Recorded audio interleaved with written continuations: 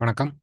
இன்னைக்கு gold, silver, crude oil and DX உடைய technical analysis பார்க்கலாம். இந்த வீடியோக்குள்ள போறதுக்கு முன்னாடி இந்த தளத்தை சப்ஸ்கிரைப் பண்ணாம இருந்தீங்கன்னா சப்ஸ்கிரைப் பண்ணிங்க. கூடவே பெல் ஐக்கானை கிளிக் பண்ணிங்க. அப்பதான் நாங்கள் வீடியோஸ் போட்டோன்னே நோட்டிஃபிகேஷன் வரும். நாளை மதியம் 3 மணிக்கு பார்த்தீங்கன்னா நம்மளுடைய லைவ் டிஸ்கஷன் மீட் 94வது வாரம் நடக்க போகுது. ஸோ அதில் நீங்கள் கலந்துக்கிட்டு உங்களுடைய டெக்னிக்கல் டவுட்ஸை கேளுங்க. மதியம் 3 மணிக்கு இதே யூடியூப் சேனலில் நடக்கும். அங்கே நம்ம கோல்டு எல்லா மற்ற கரன்சி பேரையும் நம்ம டிஸ்கஷன் பண்ணலாம். ஸோ இன்னைக்கு மார்க்கெட்டில் நியூஸஸ் அப்படின்னு நம்ம பார்க்கும்போது நமக்கு ஒரு பெரிய நியூஸஸ் மார்க்கெட்டில் கிடையாது. ஸோ நாளைக்கு தான் பார்த்தீங்கன்னா நமக்கு இன்ஃப்ளேஷன் ரேட் இருக்கு. ஸோ இப்போ மார்க்கெட்டில் ஒரு பெரிய இம்பேக்ட் இல்லை. கோல்டுடைய மார்க்கெட் நேற்றும் ரொம்ப டல்லாக இருந்தது. இன்றைக்கும் அஃப்கோர்ஸ் கொஞ்சம் அப்சைடில் இருந்தாலும் டல் மூமெண்ட்டில் தான் மார்க்கெட் இருக்குது. ஸோ கிளியரான பிக்சர்ஸ் கிடைக்கல. அதுதான் மேட்ரு. ப்ரைஸ் மூவ்மெண்ட் நடந்தாலும் ஒரு குறிப்பிட்ட ரேஞ்சஸ்குள்ளே தான் மார்க்கெட் இருக்குது. ஸோ இன்னைக்கு பார்த்தீங்க அப்படின்னா நமக்கு 5:40க்கு பார்த்தீங்க அப்படின்னா bank of Canada okay central பேங்க்குடைய ஸ்பீச் இருக்கு. அதை தாண்டி 7:30 மணிக்கு எஃப்எம்சி உடைய மெம்பருடைய ஸ்பீச் 7:30 மணிக்கும் யூஎஸ்க்கு 7:30 மணிக்கும் தென் 9:45க்கும் எஃப்ஓஎம்சி மெம்பருடைய பார் அண்ட் பவுமேனுடைய ஸ்பீச்சஸ் இருக்கு. கண்டிப்பாக அந்த டைம் மார்க்கெட் கொஞ்சம் ரியாக்ட் பண்ணும். ஸோ டேட்டாவாக நியூஸஸ் கிடையாது. அதனால் கொஞ்சம் ஓரளவு சாலிடாக நம்ம மூமெண்ட் இருக்கும். ஸ்பீச்சுக்கு தகுந்த மாதிரி கொஞ்சம் ப்ரெஷர் மட்டும் அங்கங்கே கிரியேட் ஆகும். நாளைக்கு பார்த்தீங்க அப்படின்னா நமக்கு இன்ஃப்ளேஷன் ரேட் இருக்கு. காமனாக இன்ஃப்ளேஷன் ரேட் ரொம்ப யூஎஸ்க்கு லாஸ்ட் ஒரு 5 ஏப்ரல்லேருந்து வந்தது எதுவுமே சரியில்லாமல் இருக்குது. ஸோ இந்த தடவை பெரிய லெவலில் அது இறங்காமல் மெயின்டைன் பண்ணுவாங்களா, இல்லை இறங்கினால் என்ன நடக்கும் அப்படிங்கிறத நம்ம நாளைக்கு லைவ்ல பார்க்கலாம். ஸோ ஃபர்ஸ்ட் டிஎக்ஸ்ஒய் இன்னைக்கு என்ன பொசிஷனில் இருக்குன்னு பார்க்கலாம். டிஎக்ஸ்ஒய் பொறுத்த வரைக்கும் மார்க்கெட் பார்த்தீங்க அப்படின்னா இந்த இடத்துல நல்ல ஒரு சப்போர்ட் அண்ட் ரெசிஸ்டன்ஸை பேஸ் பண்ணி பார்க்கும் பொழுது மார்க்கெட் வந்து ஒரு நல்ல சப்போர்ட்டை கிரியேட் பண்ணியிருக்கு. அஃப்கோர்ஸ் இங்கேருந்து மார்க்கெட்டில் ஒரு கரெக்ஷன் மேலே போகலாம். ஒரு மினிமமாக 102.20 வரைக்கும் ஒரு ரெசிஸ்டன்ஸ் எதிர்பார்க்கலாம். கொஞ்சம் டீப் ரெசிஸ்டன்ஸாக மேலே போனால் 103 வரைக்கும் மார்க்கெட் போகிறதுக்கு சான்சஸ் இருக்கும். ஸோ இங்கே போயிடுச்சு அப்படின்னா இன்ஃப்ளேஷன் ரேட்டுக்குள்ளே இன்றைக்கி ஏதாவது ஒரு நியூஸஸில் மெதுவாக மார்க்கெட் வந்து இந்த ஃபர்ஸ்ட் ஆர் செகண்ட் லெவலுக்கு மார்க்கெட் ரீச் ஆயிடுச்சு அப்படின்னா நாளைக்கு நமக்கு ஒரு ஃபால் இருக்கிறதுக்கு வாய்ப்புகள் இருக்கும். இல்லை மார்க்கெட் வந்து இந்த இடத்துல இப்போ அப்படியே சப்ஸ்டெயின் ஆயிட்டான், கீழே வந்து திருப்பி சப்போர்ட் எடுத்து நின்றுட்டு இருக்கான் அப்படின்னா நாளைக்கு வரக்கூடிய டேட்டா ஓரளவு நியூட்ரலைஸ்டாக வந்ததுன்னா திருப்பி மார்க்கெட் மேலே போகிறதுக்கு சான்சஸ் அதிகமாக இருக்கும்.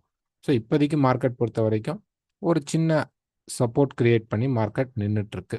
ஒரு 4 ஹவரில் போய் நம்ம பார்க்கும்போது இது ஒரு எக்ஸ்பேன்ஷன் ட்ரையாங்கிளாக நம்ம எக்ஸ்பெக்ட் பண்ணுறோம். இந்த இடத்துல ஒரு எக்ஸ்பேன்ஷன் இருக்குது. ஸோ அதனால் மேலே போகும்போது ஆட்டோமேட்டிக்காக 102லேருந்து 102.20 அப்படிங்கிற லெவல்ஸ் வரும்போது மார்க்கெட்டுக்கு நல்ல ஒரு ரெசிஸ்டன்ஸ் ஏரியாவாக அது இருக்கும். ஸோ அங்கே ரீச் ஆயிடுச்சுன்னா அங்கேருந்து மார்க்கெட் ஃபால் ஆகிறதுக்கான வாய்ப்புகளும் இருக்கும். ஃபால்னா பெரிய லெவலில் எதிர்பார்க்க முடியாது. டேட்டா வர்றது பொறுத்து தான். நாளைக்கு இங்கே போய் நின்றுட்டா நாளைக்கு அந்த நியூஸ் வந்தோடனே டக்குன்னு கொஞ்சம் ஒரு ஹாஃப்வே வந்துட்டு மேலேயும் போகலாம். அல்லது அங்கேருந்து டேட்டா நெகட்டிவாக வரும்போது திருப்பி இந்த சப்போர்ட் லெவலுக்கும் மார்க்கெட் வரலாம். அதையும் முடைக்கிறதுக்கான பாசிபிள்ஸும் அதிகமாக இருக்கும். ஸோ இப்போதைக்கு நமக்கு இந்த ரெசிஸ்டன்ஸை மார்க்கெட் போய் மீட் பண்ணணும். அதுதான் நம்ம எதிர்பார்க்க வேண்டியது. ஸோ ஆயில் பொறுத்த வரைக்கும் ஒரு டே ஃப்ரேமில் பார்த்தோம்னா அப்கோர்ஸ் மார்க்கெட் கீழே வந்துட்டு இருக்கு. ஸோ இப்போ மார்க்கெட் என்ன ஆக போகுதுன்னா ஒரு கரெக்ஷன் பைக்குள்ளே மார்க்கெட் என்டர் ஆக போகிறான். அதுக்காக தான் மார்க்கெட்டில் பார்த்தீங்கன்னா இந்த டாப்ஸ் எல்லாமே பார்த்தீங்கன்னா மார்க்கெட்டில் நிறைய ஷேடோஸ் கண்டல்ஸாக ஃபார்ம் ஆகிட்டு இருக்கு. ஸோ மார்க்கெட் வந்து இந்த இடத்துல அப்படியே ஸ்லோ ஆகுது அப்படிங்கிறது நமக்கு இந்த இடத்துல க்ளீனாக தெரியுது. அஃப்கோர்ஸ் கீழே இன்னும் கூட வந்தால் கூட மார்க்கெட்டில் ஒரு நல்ல சப்போர்ட் கிடைக்கும் பொழுது ஸோ இங்கே வந்து ட்ராப் பார்த்தீங்கன்னா இங்கே ஒரு கரெக்ஷன் வந்துச்சு, திருப்பி ட்ராப் ஆனது சைட் கரெக்ஷன் போட ஆரம்பிச்சிச்சு, திருப்பி ட்ராப் ஆனது ஒரு சைட் கரெக்ஷன், திருப்பி ட்ராப் சைட் கரெக்ஷன். ஸோ இப்போ திருப்பி ட்ராப் ஆனாலும் இந்த இடத்துல கரெக்ஷன் ஆகி மார்க்கெட் மேலே போனால் நமக்கு டாப் ஒரு 74 வரைக்கும் மார்க்கெட் மேலே போக சான்சஸ் உண்டு.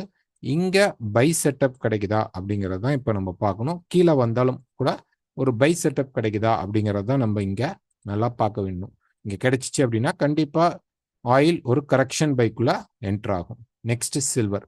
ஸோ சில்வர் பொறுத்த வரைக்கும் ஒரு டே ஃப்ரேமில் பார்த்தோம் அப்படின்னா மார்க்கெட் வந்து அஃப்கோர்ஸ் அந்த சப்போர்ட் எடுத்து மேலே போயிட்டு இருக்கு. இந்த சப்போர்ட் ஏரியாவிலேருந்து தான் மேலே புஷ் பண்ண ட்ரை பண்ணிட்டு இருக்கு.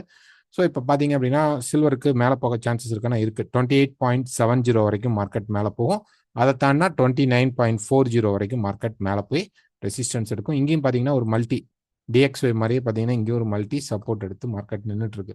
ஸோ இங்கே ஒரு டபுள் பாட்டம் மாதிரி ஒரு டபுள் டாப் மாதிரி ப்ளஸ் நமக்கு ஒரு சேனலுடைய டாப் வரனால இது மினிமம் நம்ம ஒரு ரெசிஸ்டன்ஸாக எக்ஸ்பெக்ட் பண்ணுறோம்.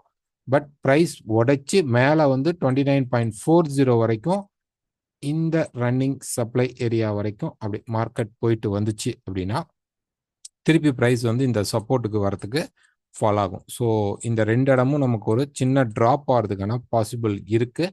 ஸோ ஃபஸ்ட்டு ரெசிஸ்டன்ஸை மீட் பண்ணும்போது தான் நம்ம போகணும். ஏன்னா இப்போ நம்ம ஹாஃப் அ வேல இருக்கோம் மார்க்கெட்டில். மேலே ரெசிஸ்டன்ஸ் இங்கே இருக்குது, கீழே சப்போர்ட் இங்கே இருக்குது. இதுக்கு ரெண்டுக்கும் நடுவில் இருக்கிறோம். ஸோ எய்தர் இங்கே வந்தால் இதை ட்ரை பண்ணலாம், இல்லை இங்கே வந்தால் இதை ட்ரை பண்ணுறது பெஸ்ட் சாய்ஸாக இருக்கும். எல்லாத்துலேயும் ஸ்டாப் லாஸ் யூஸ் பண்ணி ட்ரேட் பண்ணுங்கள்.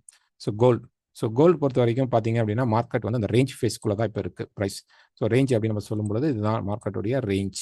ஓகே, இந்த இடம் தான் நமக்கு ரேஞ்ச் ஃபேஸ்.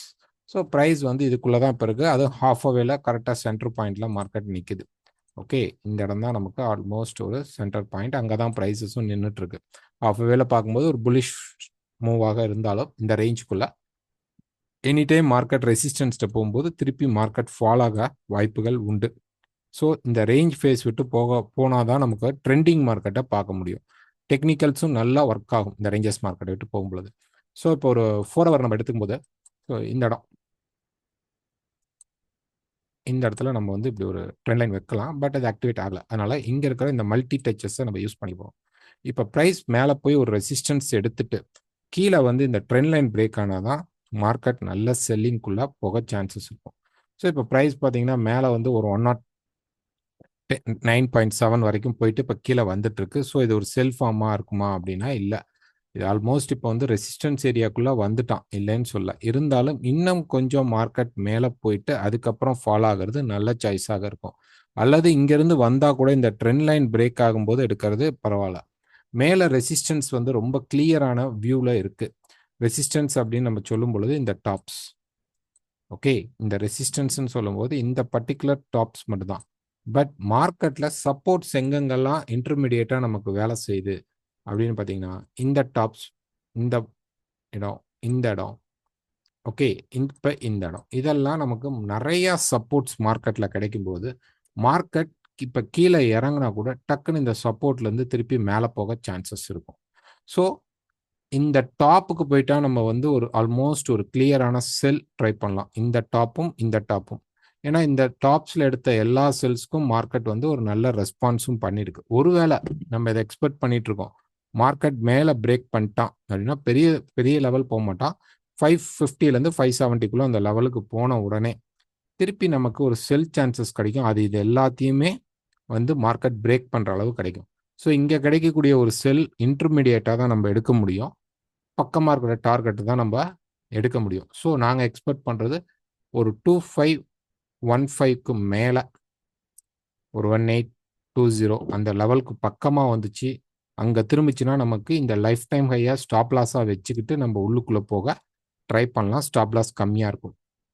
இந்த ஹாஃப் அ வேல நம்ம செல் ட்ரை பண்ணோம் அப்படின்னா இப்போ நேற்றும் இன்றைக்கும் பார்த்தீங்கன்னா செல் ஆகுது, டக்குன்னு பை ஆகுது, செல் ஆகுது, பை ஆகுது, செல் ஆகுது. இந்த மாதிரி ரிப்பீட்டல் மோடில் மார்க்கெட் நம்மளை ஏமாத்துறதுக்கு வாய்ப்புகள் இருக்கும். ஸோ கேர்ஃபுல்லாக ட்ரேட் பண்ணுங்கள். ஸ்டாப் லாஸ் இல்லாமல் ட்ரேட் பண்ணாதீங்க.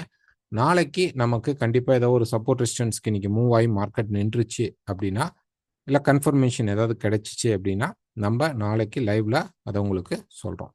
ஸோ மறக்காமல் லைவில் அட்டன் பண்ணுங்கள். கீழே டிஸ்கிரிப்ஷனில் டெலகிராம் லிங்க் இருக்குது. நாளைக்கே அந்த லிங்க்ஸை நாங்கள் அதில் அப்லோட் பண்ணுவோம். நீங்கள் அதை யூஸ் பண்ணி வந்து அட்டன் பண்ணலாம். தேங்க்யூ.